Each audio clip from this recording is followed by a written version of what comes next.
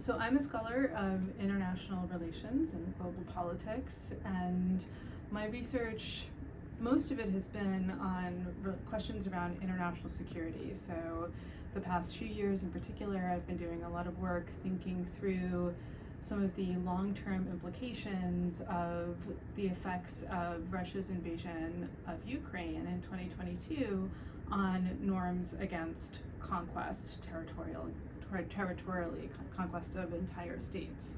I also am doing some research on this question of whether war is in decline. Spoiler, it's not. I'm starting to do a lot more research to pivot to questions around climate change. So I'm looking at questions like whether and in what ways we may have to reconceive some fundamental concepts in international relations, like what counts as power, what is a state, or what do territorial boundaries look like in light of climate change. Donor support is crucial to research, and I'll just give a couple of examples from some of my past research. So, for example, I recently completed a really large project on military medicine, and as part of that project, I conducted some surveys of US citizens, trying to figure out whether people were sensitive not just to fatal casualties if US troops were to be deployed abroad, but also to non-fatal casualties. It turns out that people are actually equally insensitive to both kinds of casualties, which was to me somewhat surprising, but I never would have known the answer to that question if I hadn't fielded that survey, which actually cost many thousands of dollars.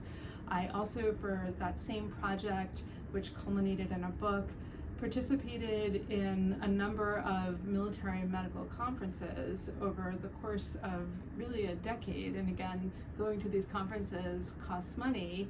And in prior work, I was doing a fair amount of research on international humanitarian law and looking at the ways that international humanitarian law has changed over time, what the causes and consequences of those changes are. And in order to conduct that research, I had to hire a small army of both graduate and undergraduate research assistants who, again, it's really important to pay. And so in order to conduct all of this research, you need money, and as well as investments of time and thought. Donor support is crucial to political science research for a few different reasons. And I just want to back up and say why I think that political science research is important to begin with. At least for me, a lot of my research is driven by concerns about policy. And so it's important for me to have policy implications emerging from my research. And I think being at a public institution like the University of Minnesota, it's especially incumbent upon faculty. We have a real responsibility to share our work or our findings with the public. And so I do this through public writing, through podcasts. I brief government agencies and officials. I go to organizations like the UN and give briefings there as well. And I find in my teaching that drawing on that experience, those interactions with the policy world, is really helpful. Students' ears really perk up when they hear me talk about those kinds of experiences and what I've brought from the policy world.